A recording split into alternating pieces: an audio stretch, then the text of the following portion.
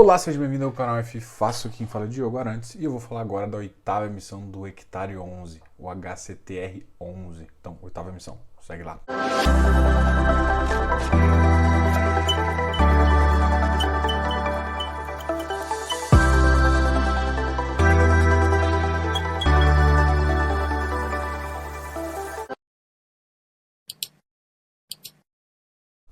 Bom, o Hectare 11 foi um fundo bem interessante e antes da gente começar, vamos falar o seguinte: isso aqui não é uma recomendação, isso é simplesmente um vídeo de opinião com base nos relatórios gerenciais.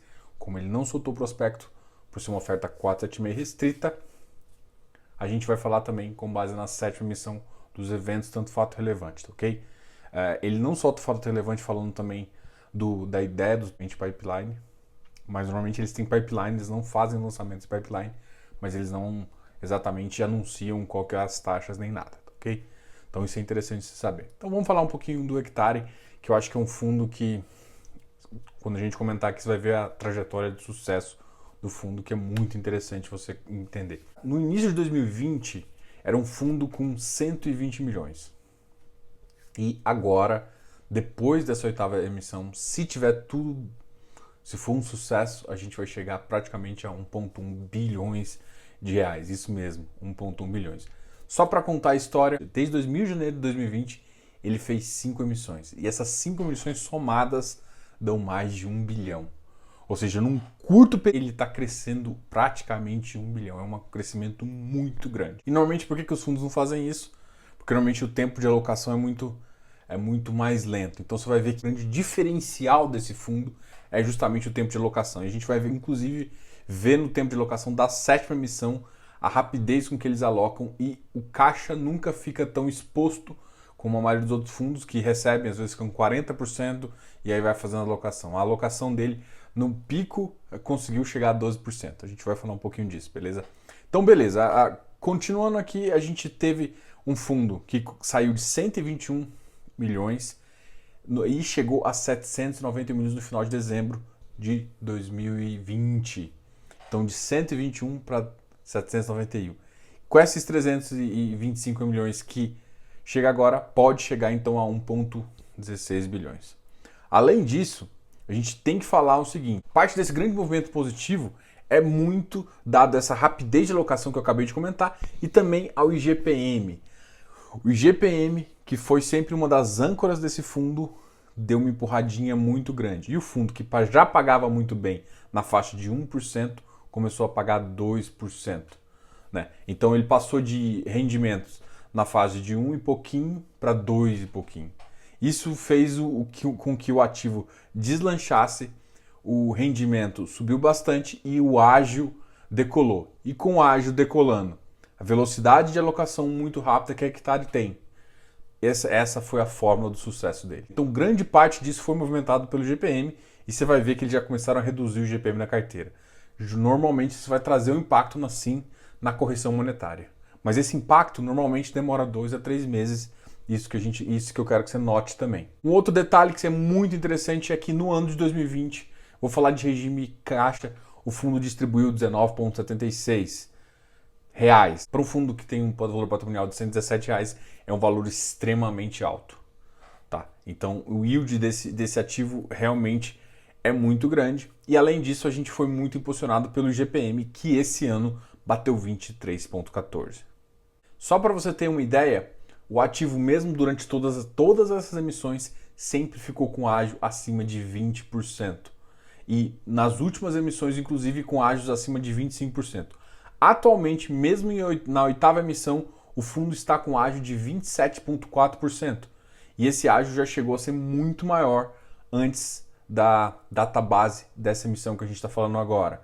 Só para você ter ideia, então, valor patrimonial de 117. Hoje, no dia 9/2, a gente teve um valor de fechamento de R$150, tá ok? Então, R$150 para um valor patrimonial de 117 dá um ágio de 27,4.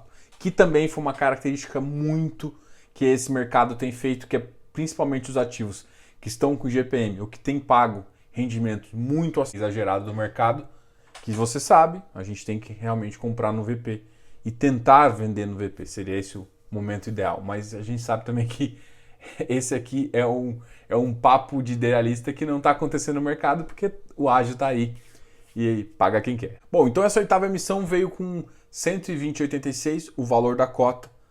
O direito de preferência foi menor, se você for olhar na sexta emissão, foi um direito de proporção de mais ou menos 60%, agora o direito foi de 35,59%.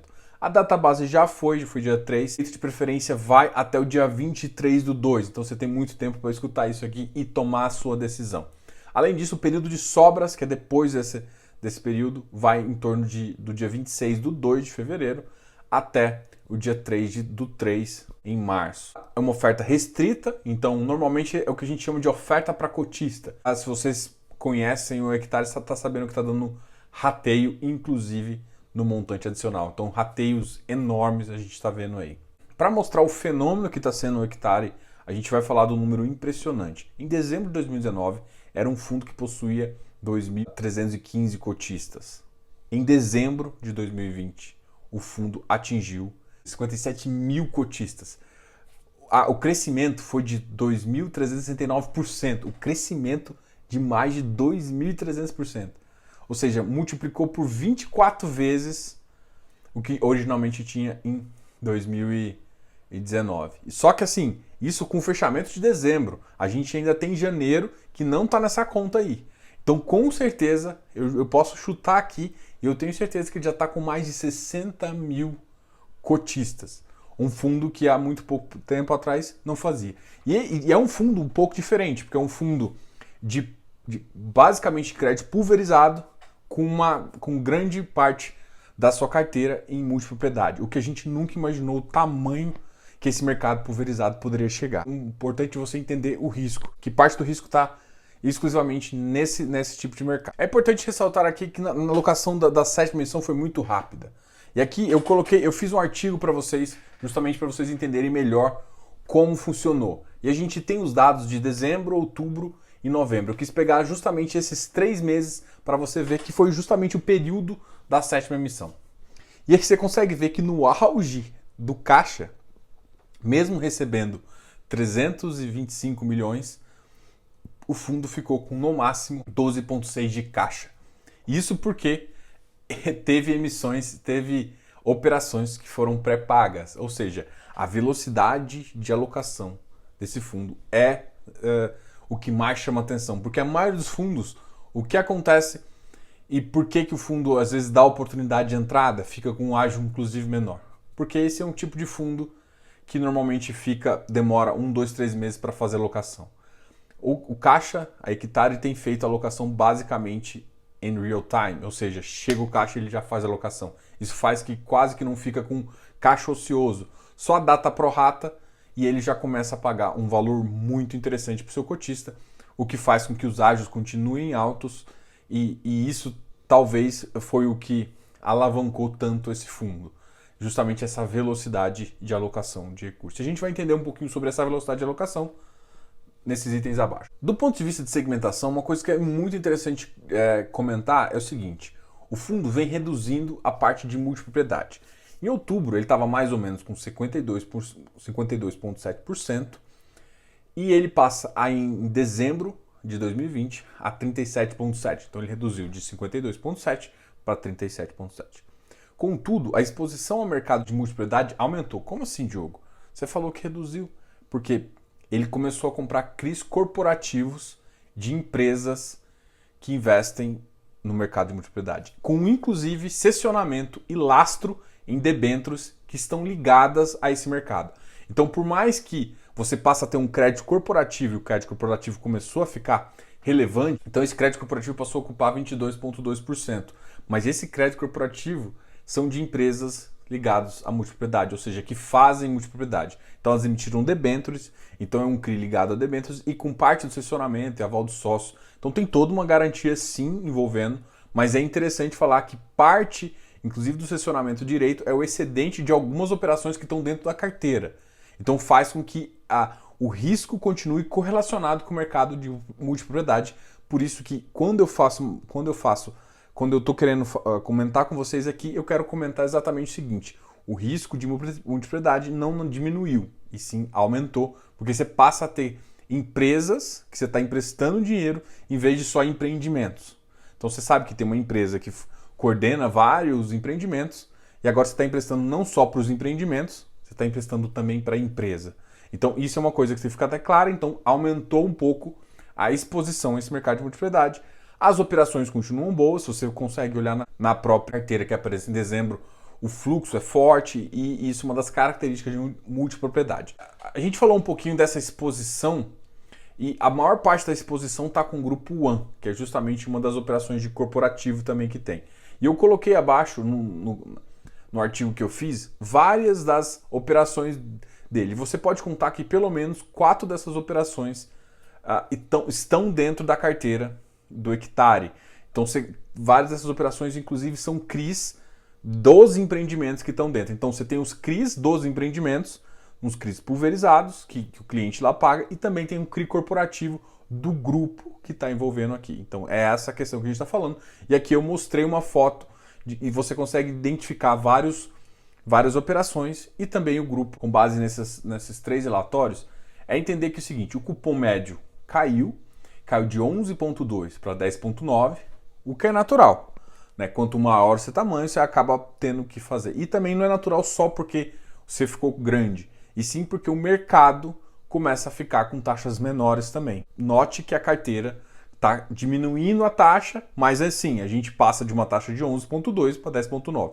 Caiu a taxa, mas não caiu, em média, um valor muito alto. Mas isso é uma coisa natural de se ver. Um outro detalhe que talvez esse seja assim muito mais positivo é que a duration da carteira aumentou. A duration inicial era na faixa de 2,32 e passou para 2,74. Basicamente, por que a duration é tão importante, Diogo? Porque significa mais ou menos o tempo onde ele vai ter que trocar toda a carteira, né? Então, com durations maiores, ele tem mais tempo para trocar de carteira. Então, sim, esse é um dado importante também e que traz um número positivo para a carteira.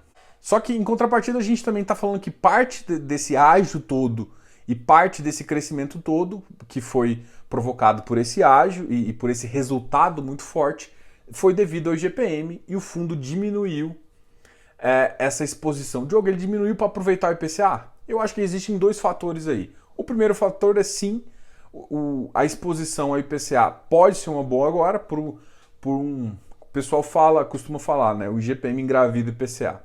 Mas um segundo detalhe também é muito importante. Os próprios tomadores de crédito estão evitando o IGPM. Justamente porque o fato assustou. O IGPM de 23% não é uma coisa saudável e isso assustou muita gente. Então faz com que, se você pode escolher a operação, se você pode escolher um índice, você não vai escolher um índice muito... você quer simplesmente um índice inflacionário. Então isso também é um fato que você tem que levar em consideração. Parte desse yield comece a cair também e pode ser, isso é uma possibilidade, que o ágio diminua também. Uma outra coisa que eu quero mostrar aqui, inclusive está lá, é o fato de que, em termos de subordinação de carteira, a carteira manteve praticamente a mesma proporção sênior, que é a maior proporção, mas aumentou um pouco a proporção subordinada. Isso significa basicamente o seguinte, aumentou um pouquinho do risco, mas assim, para operações de pulverizado, uma das coisas mais interessantes é você olhar a operação inteira. Em vez de eu colocar toda a carteira e começar a te falar dos fluxos, o que ficaria muito grande o vídeo, eu decidi só pegar as carteiras problemáticas. Por exemplo, a gente vê em outubro de 2020 o grupo 100. A operação do grupo 100 subordinada, o fluxo do pagamento mensal, que é basicamente quanto de dinheiro caiu na conta, em relação à própria PMT, estava dando 89%, ou seja, não conseguiu pagar. Em compensação, se você for olhar, eles não falaram que não teve inadimplência. Então, quando o fluxo é baixo, a própria operação tem que completar o dinheiro. Tá, okay? A operação não é a gestão, né? É a operação do empreendimento, tem que completar. E aí você vê que em novembro, esse mesmo grupo teve não só a subordinada caindo mais um pouquinho, como também teve a meso sendo influenciada negativamente. Então você tinha uma operação que estava ruim, no outro mês deu uma piorada, mas em compensação, se você for olhar em dezembro, isso foi normalizado. Então, provavelmente, passaram-se 2 meses, conseguiu fazer renegociação e outras coisas e melhorou. essa é uma operação de loteamento, isso é muito interessante falar, que também ela pode sofrer ciclos positivos e negativos. Em dezembro a gente teve, eu acho que o dado mais baixo de razão de fluxo mensal, de 71%, numa operação do Resort Lago Parques. Esse para mim foi um dos valores mais baixos. Isso pode ter impedido, porque parte da multipropriedade depende de vendas fortes. E nessa época, onde você tem mais vendas, com um fluxo menor de gente na cidade, um fluxo menor de viagens, pode ter atrapalhado justamente isso. Então, não sei se exatamente foi isso. A gente tem que acompanhar muito no detalhe, porque 71% é um fluxo muito baixo, mas é um detalhe que você tem que se preocupar, mas que está no relatório e a gente depois até pode questionar o gestor. Tá? Para finalizar, eu acho que o gráfico que eu mais gosto aqui é justamente o gráfico onde mostra o resultado. E não porque mostra o resultado, claro que a gente gosta de resultado alto, mas sim porque ele separa o que foi despesa, coloca ali com o verdinho mais claro, um verde escuro, ele coloca o que foi juros, coloca o que foi correção monetária e outras receitas, né? De ganho de capital, enfim, várias coisas. O que é seu de verdade? O seu é juros, isso é seu. Correção monetária você tem que reinvestir. Se você está pensando no longo prazo, por quê? Senão você vai... Pensa que você tem a 100, você vai sair a 100 daqui a 10 anos. Se você pegar a inflação, se você corrigisse os seus 100 reais a inflação, você teria 130, 140. Você concorda que você não tem 140, no final você vai pegar 100? Você vai pegar menos?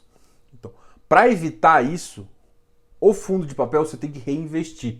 E esse fundo ele te fala exatamente como que está a composição do resultado. Para mim isso te ajuda a reinvestir seu capital. Então pense nisso como uma ajuda. Então você sabe que você teoricamente teria que receber R$ 1,13 de juros. Então R$ 1,13. O resto é basicamente uma correção monetária. Você pode ficar com uma parte? Pode, mas desde que você pelo menos reinvista uns 70%, 80%, a gente está tranquilo. Se você não fizer isso, você vai acabar perdendo dinheiro no tempo. Não ache que esses ativos vão começar a crescer, isso não é ação que vai continuar crescendo, gerando capital. Não, ele vai ficar ancorado sim no valor patrimonial e é isso que vai ter. E provavelmente quando o GPM der uma abaixada, você vai entender também o quê?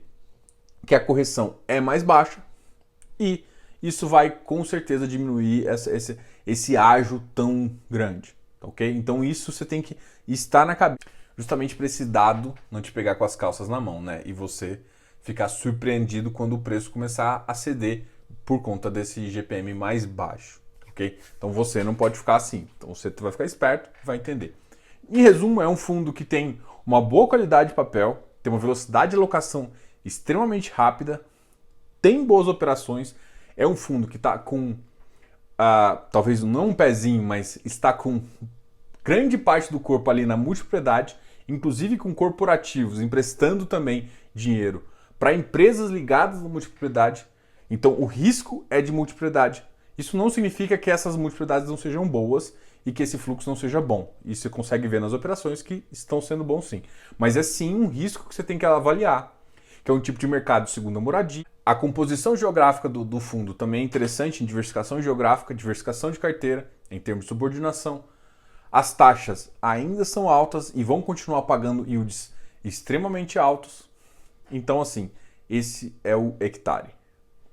Beleza? E assim, o que eu acho que se pode esperar é que um fundo bem arrojado, que vai tentar fazer muito mais emissões e crescer bastante. Eu acho que essa é uma visão que eu sempre escutei do pessoal e é uma visão bem realista do fundo, que eles têm feito bem isso.